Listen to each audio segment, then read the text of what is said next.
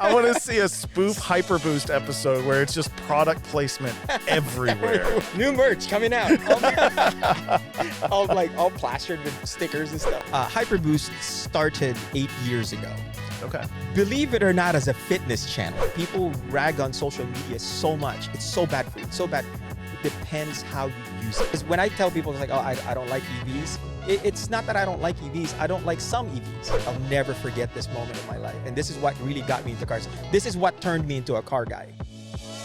Welcome to the License and Registration Show. I am your host, Mike Ryu. Today, I have my good friend, Pete Navarro, with me. Welcome to the show, man. What is up, you guys? Oh my God, I'm so freaking stoked for this, bro. It's great having like a proper content villain with me. This is great. Yeah, dude, I mean, it's just like, this is really good. I mean, it's my honor.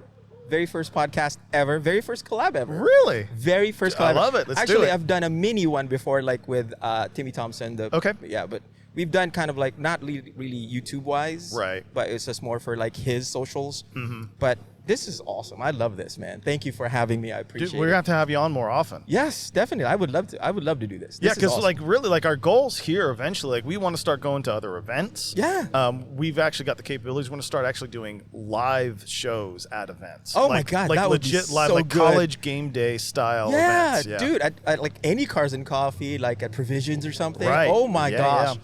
That would be so good. Dude, I'd be down. I love it. I would be down for that. Awesome. Well, we'll definitely line that one Oh up. yeah, let me know. I mean, it's like, because my wife wants me out of the house, especially on Sundays, because she's like, what are you doing here? I said, go do something. And I'm like, okay, fine, I'll Okay. do something.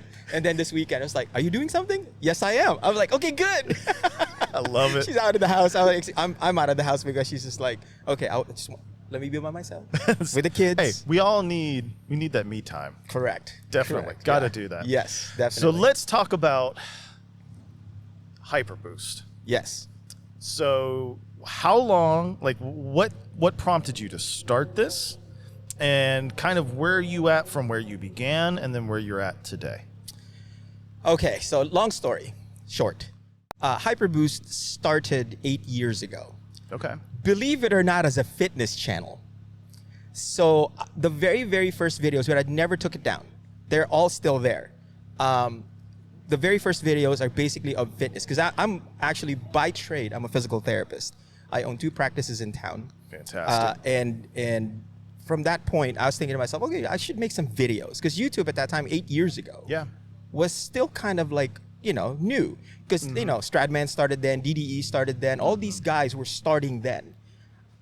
I did really, at that time also, we didn't have any editing software that was viable to be able to make quick videos. Oh, yeah. Right? Yeah. And so I just kind of started making fitness videos because I was running classes at my facility as an augmentation to my physical therapy. Okay. So we were doing a lot of classes per se.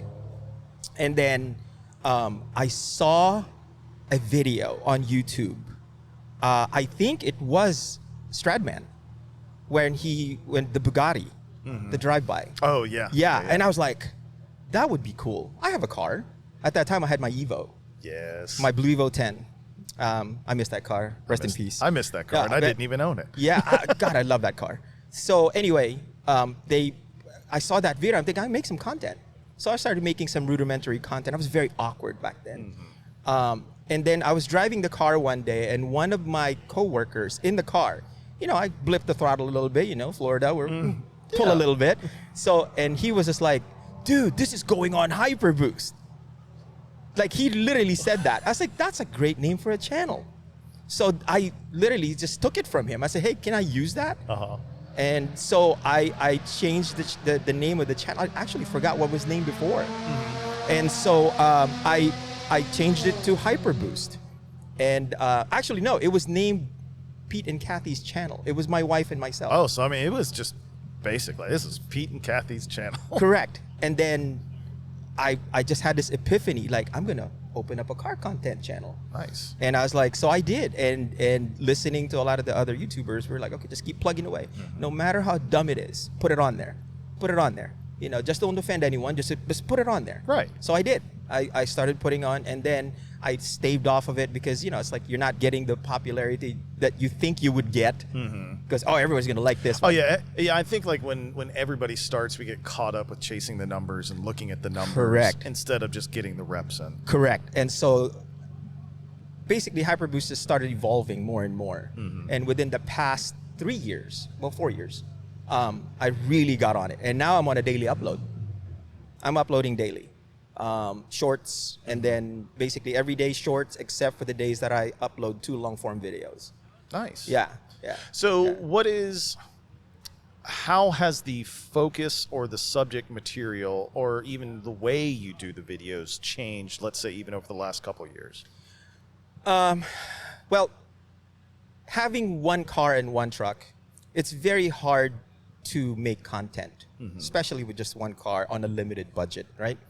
And so what I'm trying to do is basically just, instead of just focusing on me, I started to kind of think and evolve my way of thinking instead of things happening with me or to me, like, and doing things for me. I started to focus on the things that are happening around me.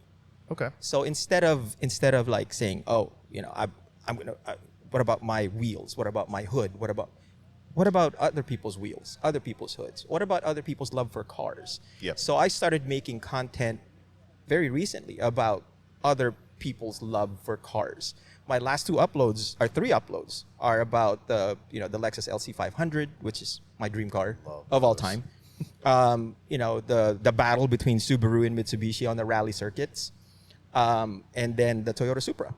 So those are kind of like my most recent uploads, and I think don't quote me on this, but I think I am one of the very first YouTubers out there that can make vlog style and meld it with faceless videos. That's what I do now. I do a lot of that now. Obviously after this, because I'm going to film here, I'm going to do a live video. Right. But like right now I do a mix of vlog style and faceless. And I think I haven't seen anything like that lately, to where, you know, like I actually make and produce, get all the copyrights, all that stuff for all the videos that I make now. So, you know, there are sites out there that you can get, and you can just get a membership and download photos and videos and things like that. That's what I do. And so it's more well-produced per se. It takes a lot more time. This is easier. For me, filming and editing, easy. Yeah. I can do this within 15 minutes. I can edit a video, post it on YouTube, get all the hashtags, everything's correct. But actually producing your own video and finding the content to put in those videos, the faceless ones, are so much harder. It takes me like at least 8 hours to do a quick video, like a 15-minute video.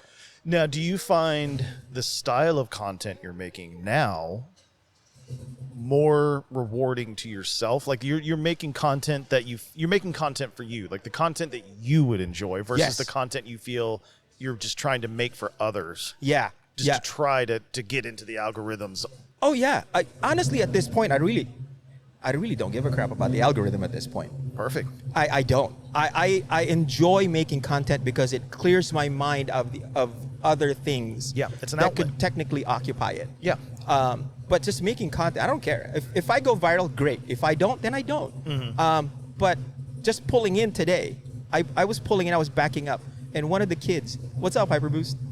I don't know the kid. He knows me.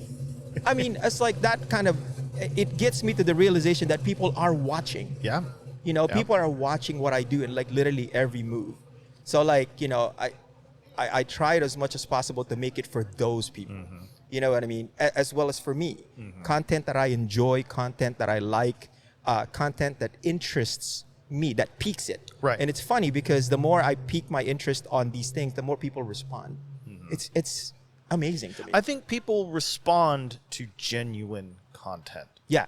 Not forced. Like, you can tell when something is forced or just being made to be made. Yes. But when something is made that someone just enjoys. Like, I know, I get this vibe every time I watch your videos that you're being genuine in everything that you say, like your enthusiasm, you're Thank you. you're appreciate upbeat in them. And I genuinely believe you are. It's not just, I'm kind of mopey behind the camera, but in front of the camera, you know, I'm this great big personality. Oh, no. What you see in under my videos, that's the way I am all the time. Right. My patients can't stand it. They say, so where do you get all this energy? How many cups of coffee do you drink a day? I said, I drink one. That's it. I'm just normally like this. I'm always amped up. Right. All the way. I don't know why. I think it has a lot to do with just being Filipino. You know, you're chill and everything, but we're just happy people, dude. You know what I mean? It's just like, really, it really is. Like, you know, that's why like most patients prefer Filipino doctors, Filipino nurses, physical positive therapists. energy. Yeah, it's just because we bring that island vibe. You know what I Right. mean? Like we bring that island vibe, that whole family mentality. You know what I mean? That's what's coming out of those Absolutely. videos. Yeah. It's I that totally island get it. vibe. I You know what I totally mean? get Like that. because I try to welcome you into my fold, into my home. Right. You know what I mean? You've seen videos of my daughters in the cars. You know what I Right, mean? Like right. my wife, as much as she hates it, sometimes she gets on it. You know, but like, you know, my wife's very quiet, very demure. She just like chill, you know, she likes to be on her own. But like, you know, it's just, I think what comes through the videos is just, you know, being genuine, right? It comes across. And I love it when people interact. That's the best part of my whole YouTube career, if you could call it one, is just people interacting with you, talking to you, speaking with you. You know what I mean? Like they make comments like, hey, maybe you should do this, and this. You know, and a whole kind of like conversation starts from that between myself Right. and and I love that, bro. That's like my favorite part of that. Is the interaction, Oh the my engagement. God, dude, Yeah, I can't. absolutely. That's the most amazing part of this, and I can't even overstate that enough. Well, and it's funny. So, like, I love hearing that because, again, when you hear about, especially I think with new content creators, we alluded a little this earlier about Correct. when a lot of people when they first start, they don't necessarily understand their why on why they're Yes. starting, and so what they do is they start to chase numbers, chase followers, chase likes, do these types of things, and they're like, oh, my video only got 100 views or 100 likes, but then when I think when you twist that narrative and you say, if you were standing in a room and there were 100 people in that room applauding you, would that be awesome? Right. And they're like, Right. Yeah. well, yeah. I'm like, well, 100 people essentially applauded you. You know, it may not be Yes. thousands. You may not have millions. I was like, but you have to take things and look at it with a certain perspective. But then if you don't understand that why, then that's when you're going to fizzle out. Oh, absolutely. And the stress levels, Yes. right, of that. Oh, yeah. Right? I mean, I just looking at the biggest content creators on the planet, car content creators, Yep. it's like the happiness is not there anymore. You can see they're trying, right? It's a full-on job. It at is that a point. full-on job, yeah. And to me, just like looking at that and not being able to spend time with my family, and just chasing the cars, right? Maybe later on, I don't know. I'm too old. I think it's just, for me, I just love the fact that I can make content for people that like the content, right? And for me, I enjoy the process. The process is more enjoyable to me. Right. Like the editing and then finding everything. It is work, but it's work that I absolutely enjoy. I can't stress that enough. It's just, I think for the new content creators out there, if you guys are making content, don't try to make it for the likes and the shares, right? Make it for you, because if you enjoy it, you're not unique in that manner, Right. Right? You like content that other people like. It's just getting to those people, right? And all it takes is one good share, one good video, Right. Yeah. right? And 3 or 4 different thumbs ups from people that matter in the industry, and boom, you're there. Absolutely. Right? And to me, if I make content and I get 150 views, 200 views, 300 views, great. I had one of my shorts from my old Evo. Literally, it was just a clip that I took that the Evo was backing up. One of my buddies, Will, who's my mechanic for my Evo before, he's out in Ocala. He is probably one of the top 20 mechanics for the Evo in the world. Well, shout out to Will. Shout out to Will. He works at, can I shout out someone? Yeah, absolutely. Okay, yeah, so shout out to Will. He works at RC Hill Mitsubishi. He is the chief mechanic there. And he only works on the Evos and all DSM cars. Amazing mechanic. The dude knows everything there is to know about those cars. But anyway, car was backing up. Will was driving it into the bay, and I took a video of it. In 2 days, it was like 5,000 views. Yep. All because it was the Evo was growling and he was revving it a little bit when he was coming back. Right. It's a straight pipe Evo. Right. And so people love that kind of stuff. And to me, like if that goes and then one of my videos goes 100, I don't care. Like you said, 100 people viewed your videos.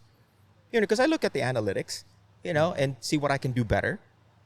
Right. And so that's what I do. I look at the analytics and say, okay, this video did well. What did I do right? Right. And then I write it down. I jot it down on my little vlogging notebook and see what I can do better next time. Mm-hmm. And so, really, honestly, that's how it works for me.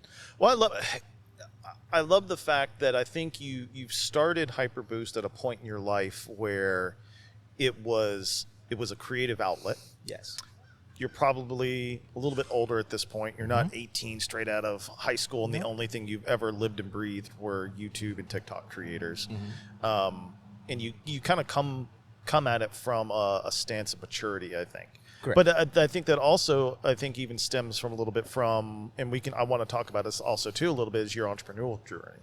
Yes. Is that as a business owner, from beginning to where you are now, is probably almost a similar path in your creator journey, where you start with doing something, you think you're supposed to do it this way, but as you learn, you're like, oh, well, this makes this better. This makes this facet of my business more efficient. I need to have this process in place. You talked about, looking at analytics, same thing on the business side. You need to make sure that you understand your analytics. You need to understand your finances, all those types of things. And so I think that kind of translates. I mean, just from what I'm hearing, I think a lot of that knowledge translates into what you're doing now, and that's why I think you're probably even having a more enjoyable time creating that content now. Very true. I've never looked at it in that manner, but yeah, I mean, because I've always tried to separate my work life from my YouTube life. Correct. Right. But having two YouTube channels, it's very difficult for me to kind of separate those three, right? But I found the happy medium. So the second YouTube channel is literally for my family and our trips, because somebody asked me before, right? Why did you start the Navarro Family Adventures channel? So I said, look, I don't know. I'm old. I'm 56. Just turned 56. And not so that old. Oh, yeah, yes, I am. So, but if you look at it, right? Back in the day, back in the 60s and 70s, I remember my mom and my dad, my grandparents having these albums that have the sticky insides. Yeah, you peel open peel and them open, put the picture down. Correct. And they turn yellow after a while. Yep. Nasty, and the pictures degrade because of the glue, all that stuff. Well, I kind of approached this journey between HyperBoost and the Navarro Family Adventures channel as a living album, right? To document. Yeah, exactly. So all our trips, everything is on that channel. Literally every small or major trip that we've taken, every adventure that we've taken, every restaurant that we've eaten, I put it on that channel. Because why? Later on down the road, when I'm long gone, when my wife is long gone, when we're fully retired and, from all this, my kids and my grandkids and my great-grandkids, provided that YouTube is still there, those video clips will be there. Right. Those vlogs will be there. Right. So my kids and my grandkids can go, look at that. Look at Grandpa. Look at what he was doing back then. Right? And Absolutely. so that is like the best, word for me for social media goodness, is it's a living album of my life, my kids, my family, you, Chelsea. This will, as long as YouTube exists, this will be in perpetuity. Absolutely. Forever, I would look at this when I'm long retired in the Philippines. I could click on this video and I go like, I was with my crew. I literally did a podcast. It was my very first big collab. I will remember this for the rest of my life because there is YouTube. And again, people rag on social media so much. It's so bad for you. It's so bad. It depends how you use it. It's a tool. It is a tool. It is a tool. It is a tool. To me, that's what it is. And I love the fact that I can articulate and I can have pivot points in my life and in my YouTube career. These pivot points are so important because I will understand where it all is. If I had YouTube, if I had these military guys, because I was in the military for 10 years, and if I had YouTube and TikTok back then and would have chronicled everywhere I went, people wouldn't believe it. Yeah.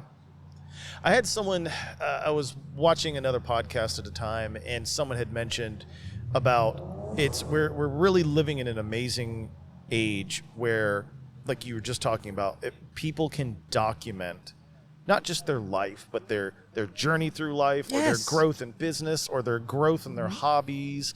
And they made the comparison, like, could you imagine if this capability was around, let's say, for Henry Ford? Oh my God. Or going back even for, if you could have seen the documentation of the growth of the Ford Motor Company. Yes. And I mean, can you imagine the business class that would have been built out of something like that? Oh my God. Yeah. Definitely. Oh, even like, with Chrysler, Lee Iacocca, right? When he started kind of delving into, as far as, hey, look, we need some smaller, faster cars. I know we've made Chryslers the big cars, like competing with Cadillac. But to be able to have, collaborations with the Japanese to make the Conquest TSI. Yeah. Right? Yeah. I mean, that was during Iacocca's time when they did that. I mean, that was an amazing car. I mean, it came off the Starion GT. Yep. Right? The Mitsubishi. Man, that would have been like one heck of, like you said, a business class. I mean, you could take this to Harvard and teach this class. Yeah. The story from sketch to sale. Yes. Or, even with Carroll Shelby, when they built that car, the Ford GT, to compete at Le Mans. Yeah, and it's funny because, like, we think about it, and like we have, like, let's say, autobiography style movies, like Correct. Ford versus Ferrari, Yes. those types of things, and that's great. That's Hollywood's interpretation of the events that happen. Correct. But like to see, you had like the legit conversations, Yes. the struggles, the achievements, like the whole process, nuts to bolts of how that happened. Correct. Like, I mean, how many engines did they blow up before? Right. They came out with that car that could last 24 hours. Yeah. You know what I mean? Like, it's like even just like you said, the sketch of the body lines of the car, right? Like, who came up with that? The door that guillotines your head. Like, who comes up with something like that? That's the craziest thing. I know. Just so they make it easier so you can get out easier. Right. But when you're, But when you're in, you got to do that stuff. But yeah.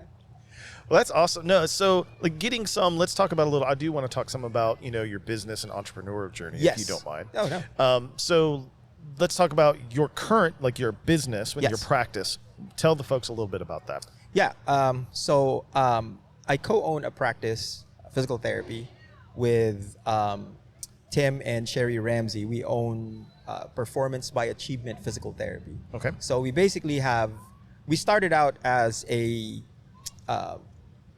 pediatric clinic, and the pediatric clinic, we started out with just kids that have developmental delays. Okay, autism, spina bifida, difficulty walking. They started out as that. And when I came on board, I was already an orthopedic physical therapist at that time, working for a local hospital.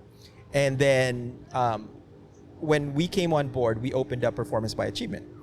And it became the default orthopedic and sports facility in town. Within 1 year, we had about 800% growth. Wow. 1 year. Because I was bringing things into town that was technically what you would call big city stuff, right?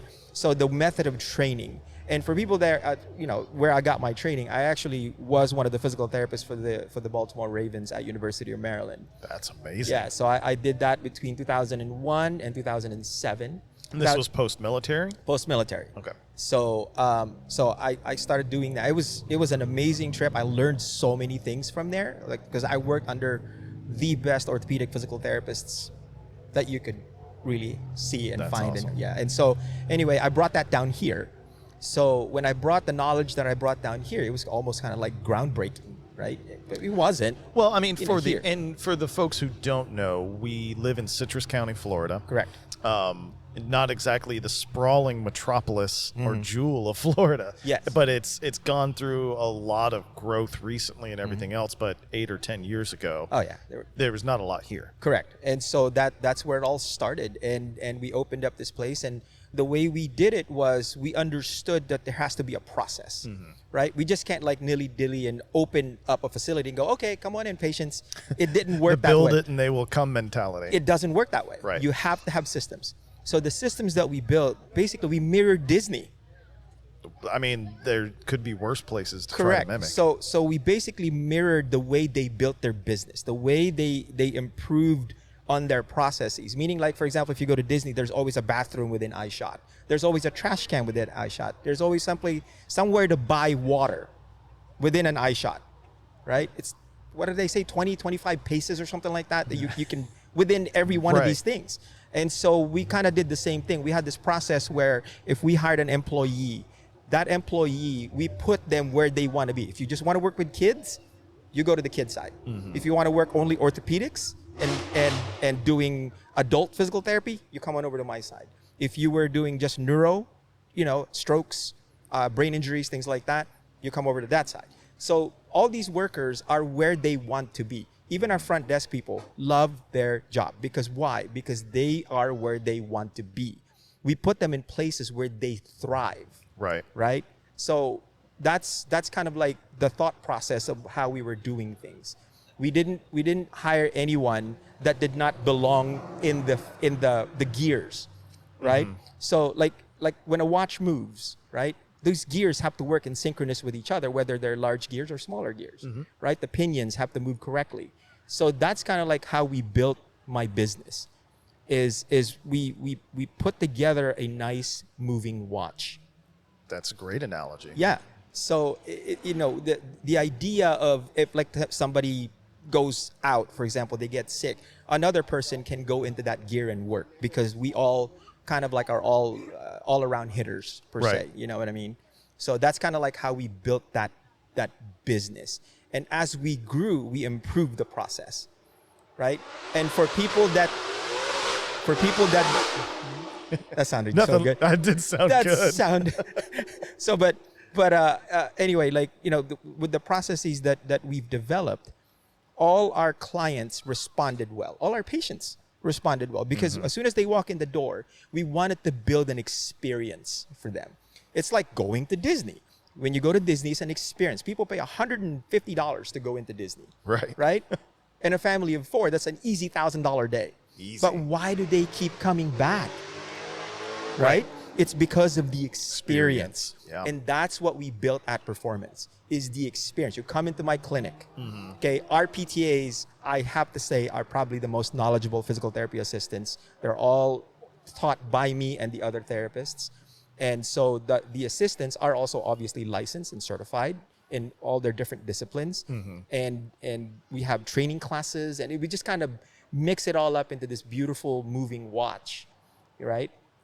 And so every time a new issue comes up, there's a process to fix it. Right. We're at this point now that we've actually seen it pretty much, all of it. We've seen it all. Oh, you've been around the block now. Correct. And then there's always a way to fix it. Right. Always. And the way we fix it is like we make sure that if we fix it, it doesn't break again. It's kind of like building a car. Right. Exactly. Yeah. And it's nice that we're at a point, I think, within car culture where there's really nobody that's reinventing the wheel. Correct. So like for the most part, almost everything has kind of been done. Yes. And like we talked, you can kind of going back to, automotive YouTubers and everything else. A decade ago, I think it was much simpler to create automotive content and get noticed. Yes.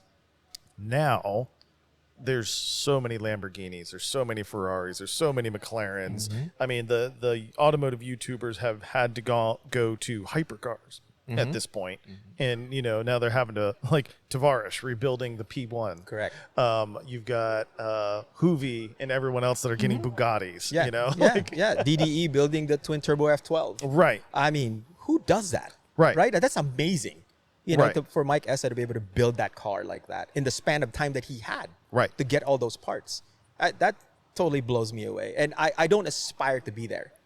Much more power to Damon and Dave and Tavares, obviously Freddie, but I do not aspire to be there. Right. My aspirations are not as lofty when it comes to automotive YouTube. To me, my whole aspiration is to just make content for the fun of it. That's how I have fun. Because I don't want it to be a job. I already have a job. I'm already running a very successful business that to me is the pinnacle of my career, you know, and people say, oh, you work for the NFL. That had to be the pinnacle of your career. No, I was just building myself then. That was a great time. Yeah. You know, it's like that I was building myself then. Now that I've actually gotten to a point where I've actually built the business and helping out this county, because we offer scholarships, physical therapy scholarships, not for school, but for people that can't afford it. Awesome. Yeah. So there's certain few people every year that we offer these scholarships. Basically, they can come to physical therapy to get their ailments done, and we don't charge them anything. That's amazing. Yeah. I love that. Yeah. You know, So you've had the business for how long? You said since 2014. 2014.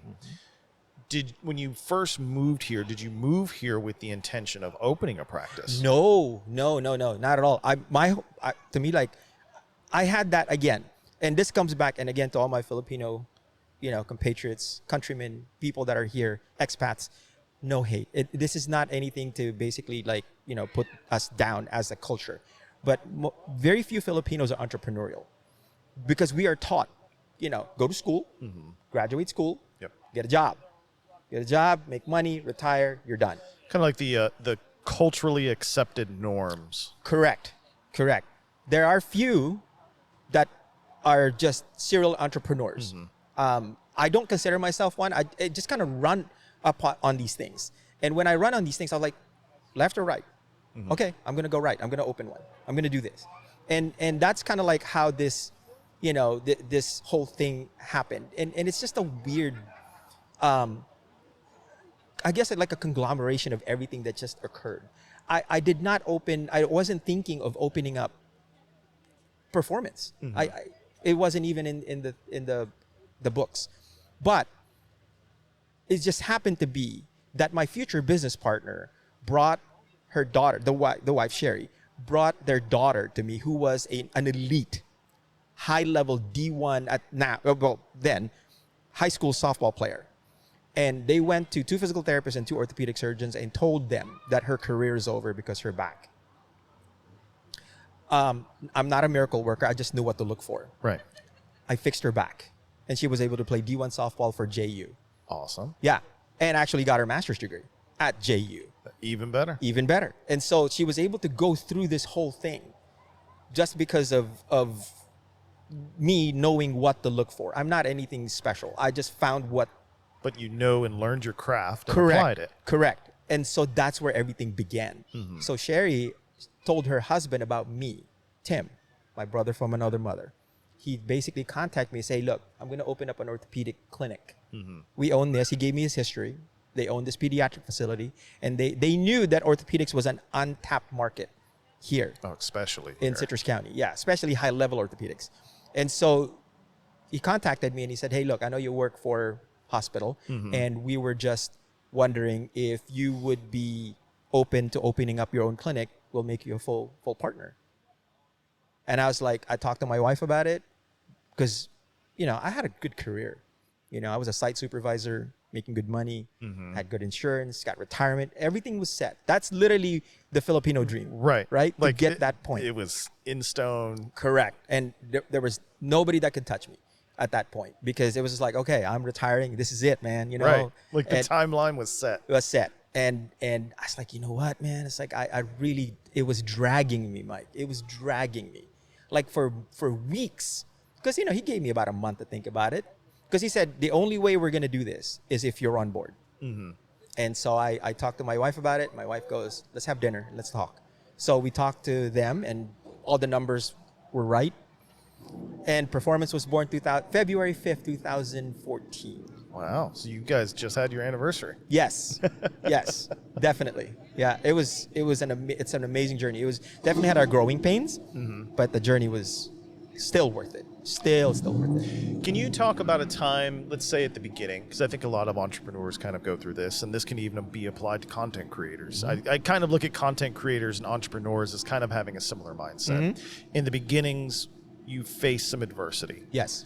And is there a moment that you can look back on where it was either just a tougher day, a tougher period, and through just some grit, determination, plan, luck, anything in between, getting by that? Oh yeah. I mean, I think that the worst for opening up a business is trying to find talent. Talent is so hard to come by in a small, county. In fact, I have 2 therapists now that drive all the way from Ocala. Well, Yeah, I had a therapist before that was driving all the way from Daytona Beach. that's a hike. Yeah, For every those week. that's a 2.5 hour drive. Correct. She would come every week, stay here, find a place to rent for a week, and then she would drive home 3 days a week. Wow. That's how good it is to work for performance. And I am not touting that because of whatever. No, but I think you should be able to brag about that. Because it's the culture Right. that we've made. We are very therapist centric. Because that when they say the customer is always right, not in my business. No. Not in my business. You delve into it, dig a little deeper, right? And then, but we are definitely very therapist centered. Our therapists come first. Why? Because if the therapist is happy, the patients are happy, Oh, yeah. right? So I think that's what we got in reverse in a lot of ways, like in restaurants and things like that, right? In service oriented environments, I think if you make your employees happy, they will serve better, Absolutely. right? And I think that's another piece of the machine that we built differently, because we had the opportunity to build this from the ground up, and that's what we did. We made sure that the therapist comes first. Did you guys have, or even necessarily the group, but you yourself, do you have a certain person or persons that either you look to for advice, inspiration, guidance within, either professionally within the practice or Yeah. even on the content side? Do you have people that you look up to and you're like, I love what they're doing because of X? Yeah. Honestly, like when it comes to that, I think the heightened sense of independence really kicks up for me. But as far as mental and psychological coaching, right? I listen to I might get a lot of hate for this, but I don't care. I listen to a lot of Tony Robbins. No, I Yeah. think that's absolutely Yeah. like, as big as he is, I think he Yeah. gets a lot of unjust hate. Correct. But there's still some very strong Oh, messages there. yeah. I love Tony Robbins. Believe it or not, I've listened to Tony Robbins since the 1980s when he was new. Selling cassette tapes and VHS Yes, tapes. yes. I read his book, and it was my Bible. I listened to Tony Robbins a lot, and I think I attribute a lot of the quote unquote success that I've garnered because of Tony, of the teachings that he has, and again, earlier I alluded to things happening around me versus to me. I learned that from him. Instead of thinking that you're a victim, it's a lot easier to move around when you think of yourself as somebody who's just around, right? Stealth, right? You're Right. moving around because nothing's happening to me. Right. Like, for example, if you have a relative that got sick, right? It didn't happen to you. It happened to them. You're around them. So it's up to you, how do you respond to that? Right. Right? So my response, if something happens in the business, it didn't happen to me. It happened to the business. So it's up to me how I react and fix that. Right? And recently I've been listening to a lot of Mary Morrissey. My wife turned me on to her because we're both into the mindfulness. A lot of people think that's hokey, but it works for me. Yeah. And I listen to a lot of those two as far as coaching guidance. Right. Right. And my wife's business. She's also an entrepreneur, and running 2 medical practices, including a med spa. And she has actually a coach directly from Tony Robbins that gives her a call like every month. Oh, cool. So Yeah. she's part of one of those coaching Correct. groups, the mastermind groups. Correct. Yep. And I turned her on to Tony a long time ago. Yep. And then she attended one of his business mastery classes. And I'm going sometime in the summer as well. Awesome. Yeah, and I think like a lot of this is definitely attributed to them, to Tony Robbins and Mary Morrissey, as far as coaching wise. As far as advice that I look to, my business partner, Tim, the husband, is used to work for one of the Fortune 500 companies.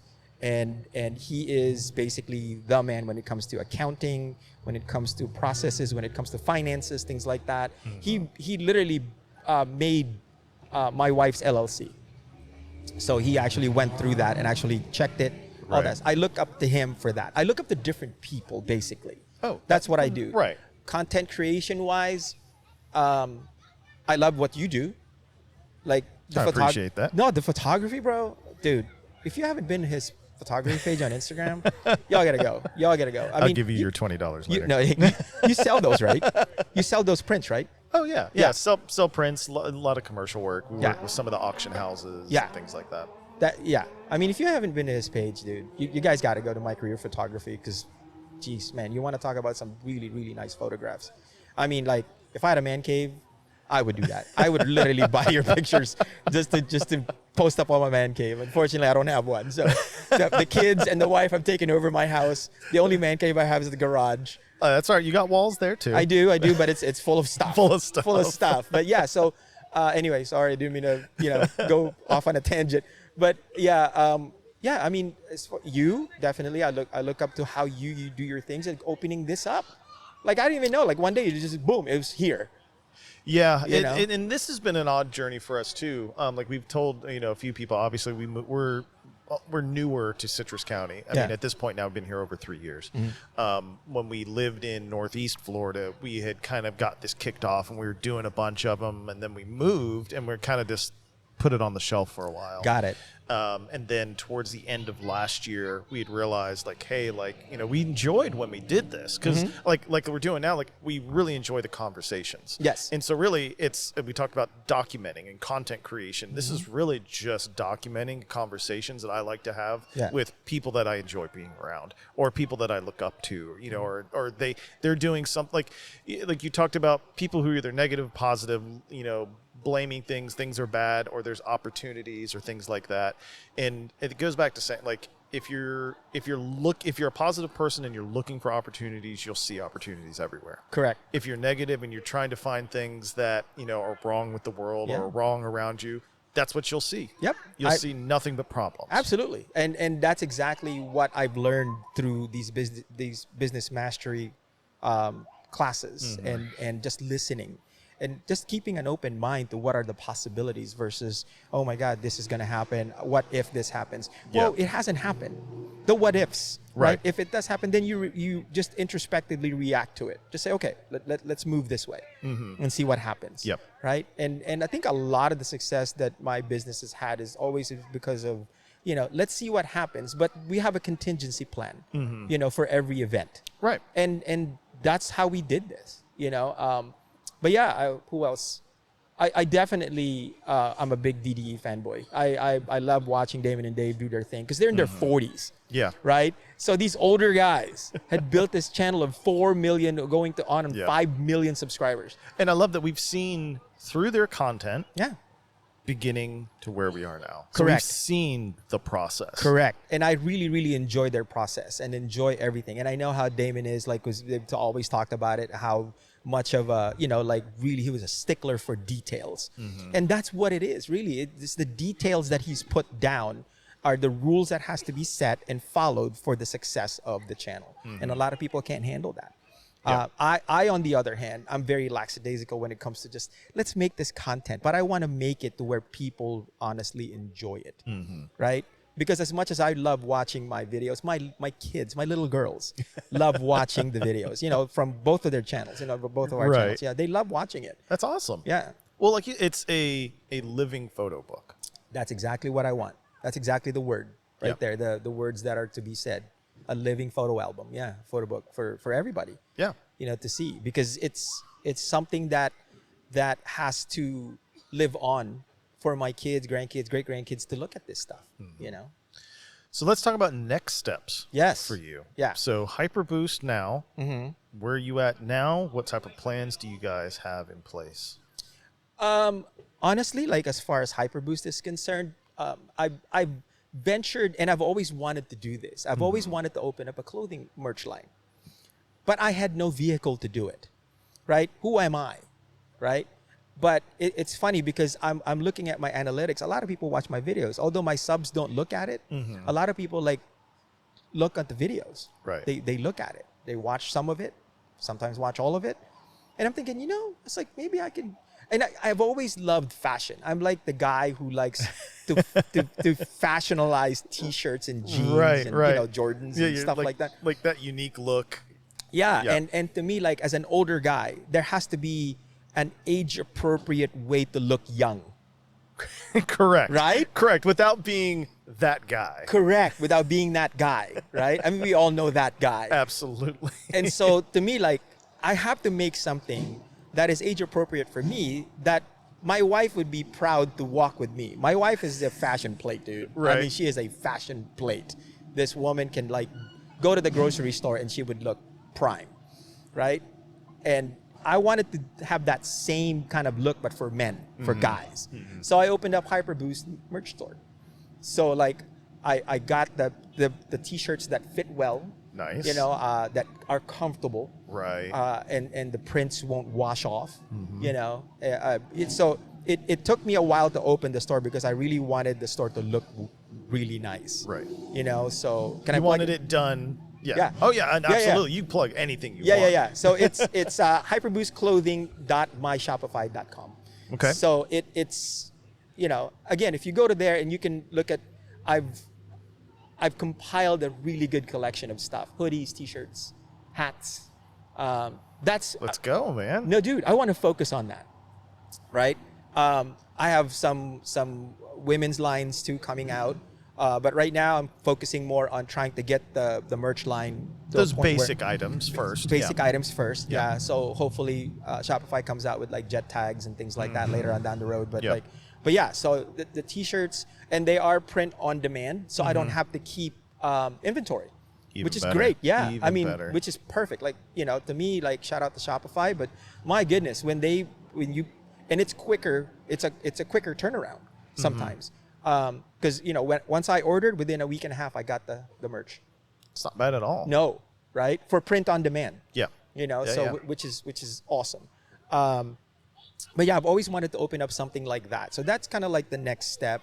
As far as videos are concerned, again, I'm kind of evolving. I'm moving towards vlog style mixed with faceless, bunch of shorts, uploading every day, bunch of shorts. Yep. Some are reposts from old videos off of TikTok. So be it. So be it. But these are all either random or the videos that I make are highly produced, meaning like it takes me, especially the faceless ones, are very difficult to make because again, you have to have the copyrights, you have to have all these other things. It takes in more place. time. Yeah, it takes a lot of time to do it, and it takes a lot of time to do it.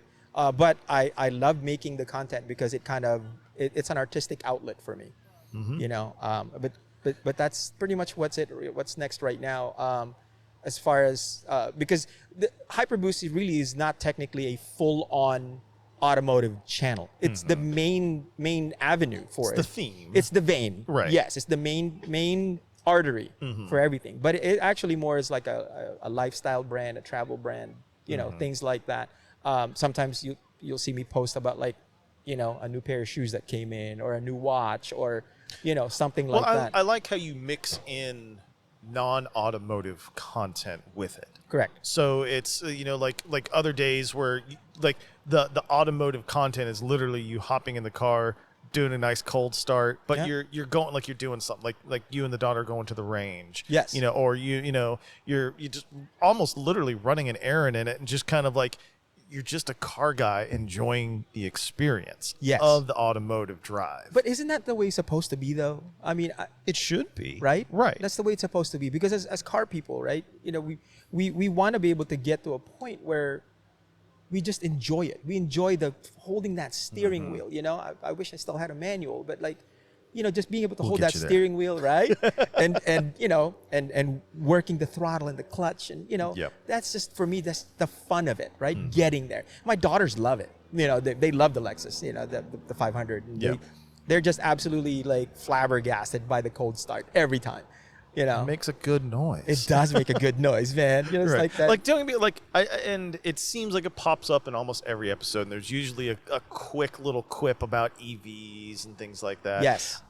I think EVs are they're another tool. They're great. Like for someone, if you're just running around town, you know, like those types, they have their place. Yes.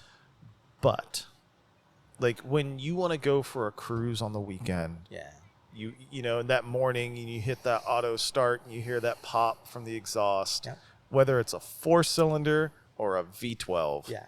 You know, it's the visceral feeling and the connection, I think, to the car that we get from that. Yeah. Yeah. I you know, it's like right now EVs are, again, they're in the forefront, right? But it just doesn't match that feeling, right? I find them to be more of an appliance. Yeah. Yeah. It's like a toaster. Yeah. You know, it's like I mean, there's some nice toasters. you need to toast bread. Yeah, I Right. mean- But you need a toaster, Right. right? So to get from A to B, like honestly, and again, people, because when I tell people it's like, oh, I don't like EVs. It's not that I don't like EVs. I don't like some EVs, right? For me, I would love to have kind of like a small EV to be able to run around town and get my kids to school and back. The And errands. errands, yeah, stuff like that.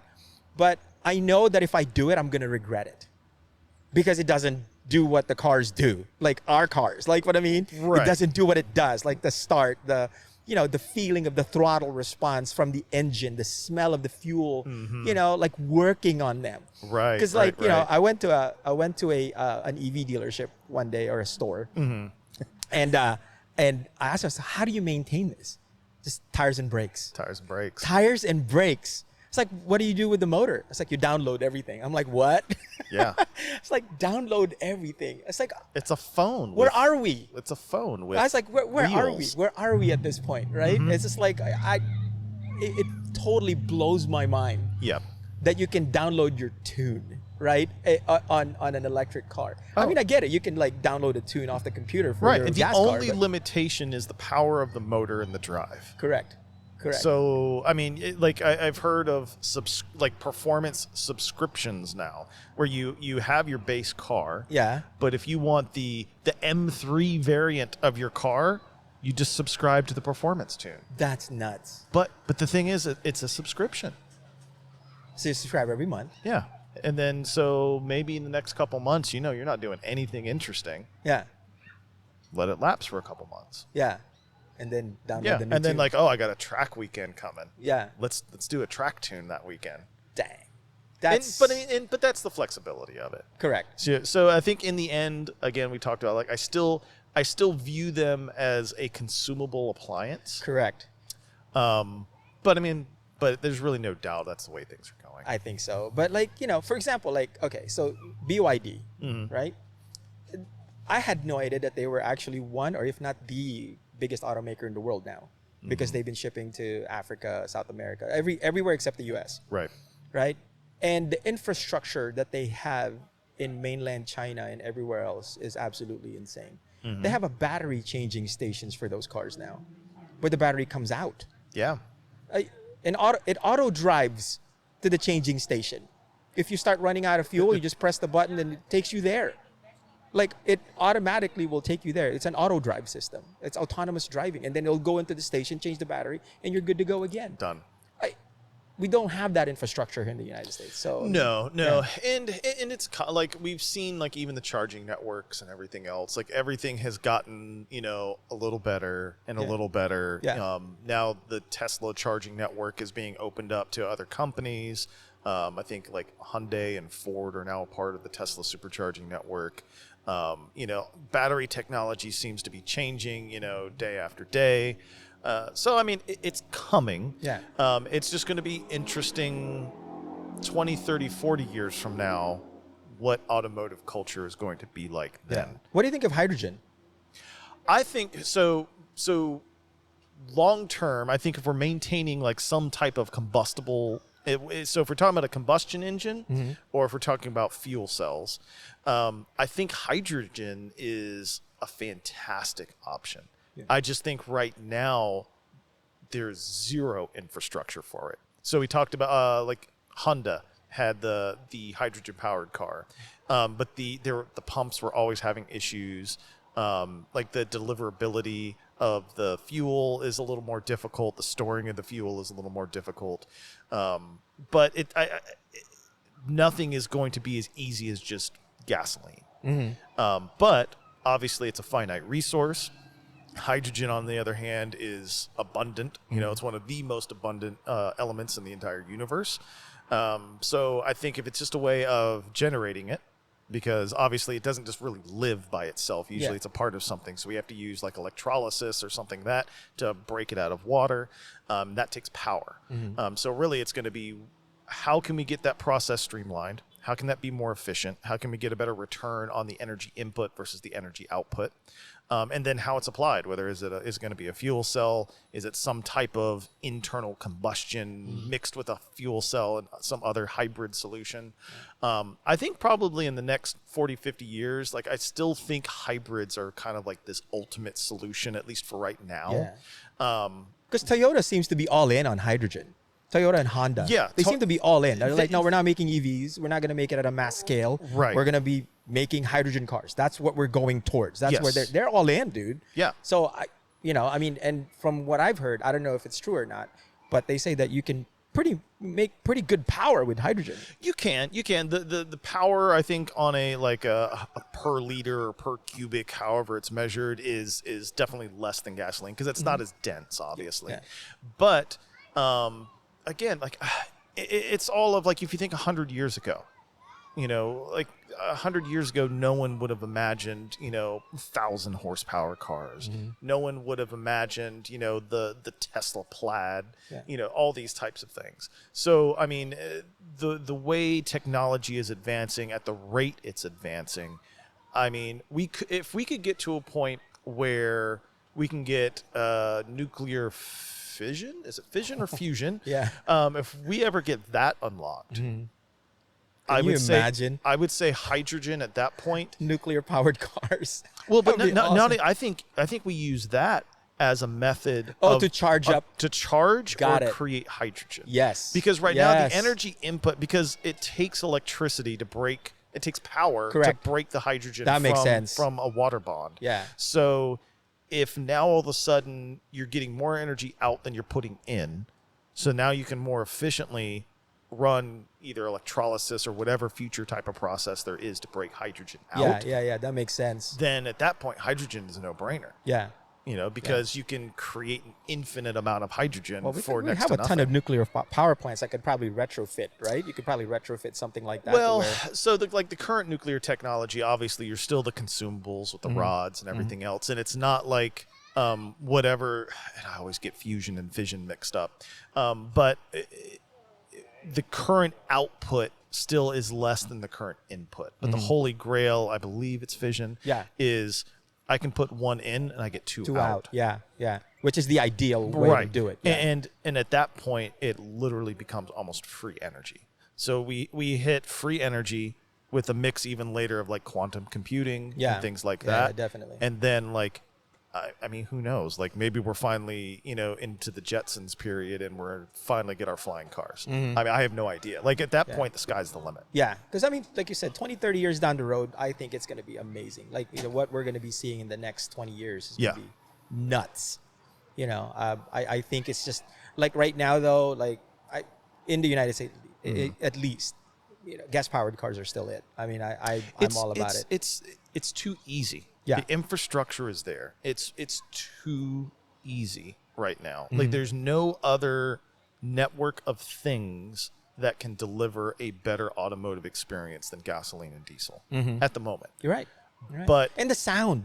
Well, the sound that they make. Yeah, right? I mean, would you get the same sound out of a hydrogen powered car? No. Right? No. Yeah, I mean, I'd still think at that point, depending on the technology, whether it's a combustion or fuel cell or things like that, because if it's fuel cell, it's really just kind of an EV. Yeah. It's just getting its power from hydrogen. But I mean, nothing's going to sound, like your IS 500, nothing's going to sound like my giant diesel excursion behind us, anything like that.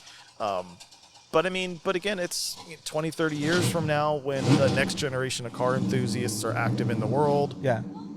They'll look back at what they were fond on when they were young, and that will be the new thing. Yeah.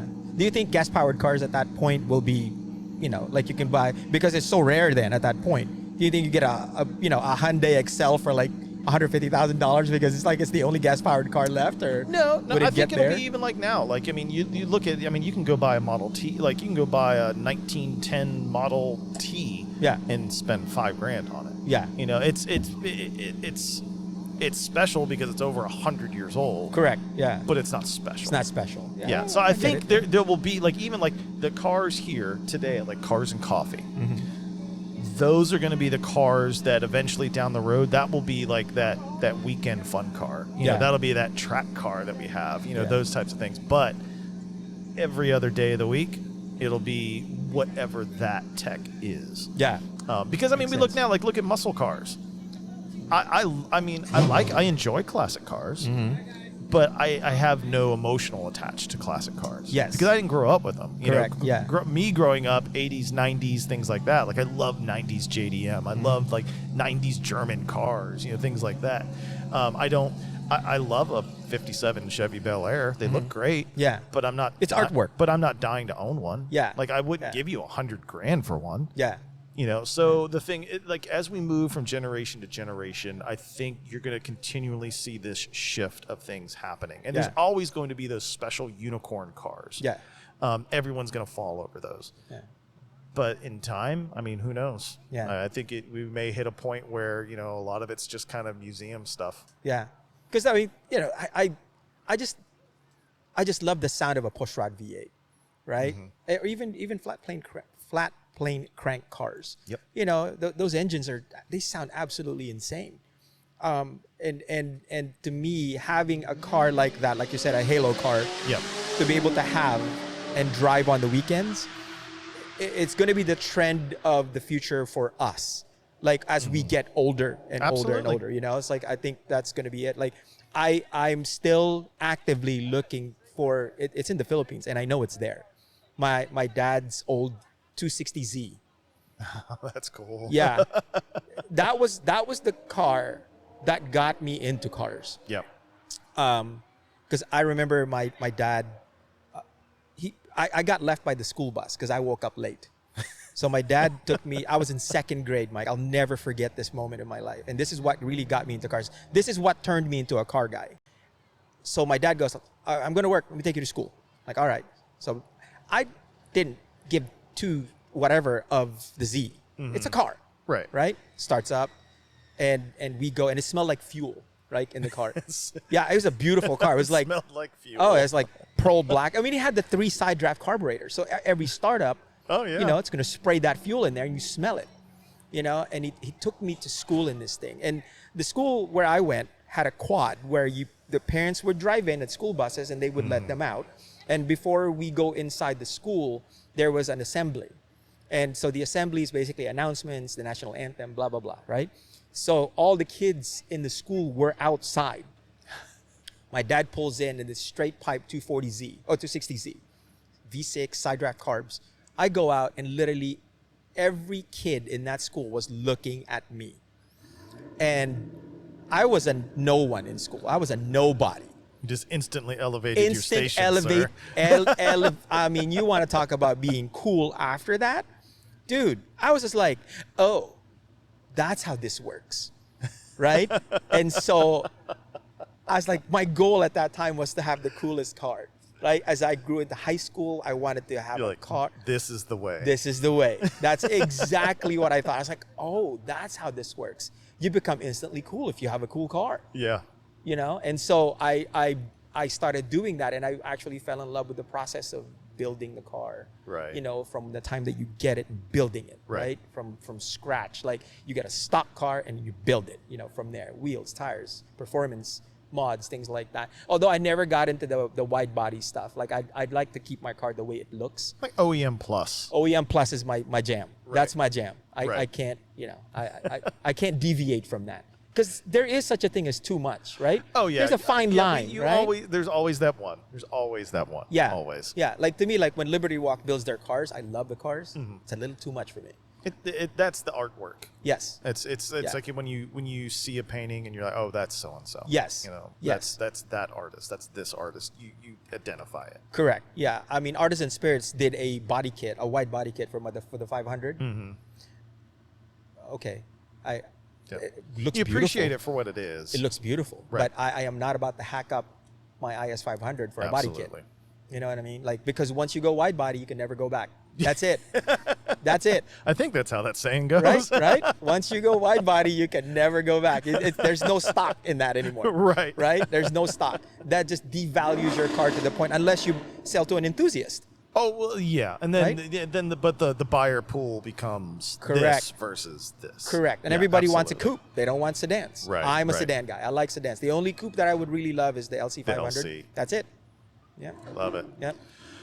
Well, Pete, man, I appreciate you coming out this morning. I know Bro. you made the drive over to get up here early enough. Yeah, bro. I mean, this is an Loved honor for me, having man. you on. No, dude. Absolutely. We'll have to do this again. Dude, I am all for this. I love this. I mean, I just love talking to fellow content creators and people that have like the passion and the energy to be able to do stuff like this, because it's like it takes a lot of setup. I mean, you know, and again, just the technological know-how and how to do this. And We're still you know, learning. You know, we learn a little and forget something different every show. It is like your shoes. Like my shoes. For those that don't, quick story, I'll let everybody know. So this morning we're getting ready. It's nice and early. It's a little cooler in Florida, and by cooler, it's in the 40s. So get up. I put on my slippers / house shoes, walking around. We're getting things packed up. We throw it in the truck. We're getting ready to come out. We swing in through Starbucks. We get coffee. I swing into 7-Eleven to go grab myself an energy drink. And as I hop out of the excursion, I land on the ground, and I'm like, man, something feels different. And I look down at my feet, and I'm still wearing my slippers. So, yeah. So Chelsea, after we got about halfway set up, she, most graciously ran back to the house to not only grab my slippers, but also 2 of the 3 cameras that we had forgotten at the house. Wow. Yeah, my goodness.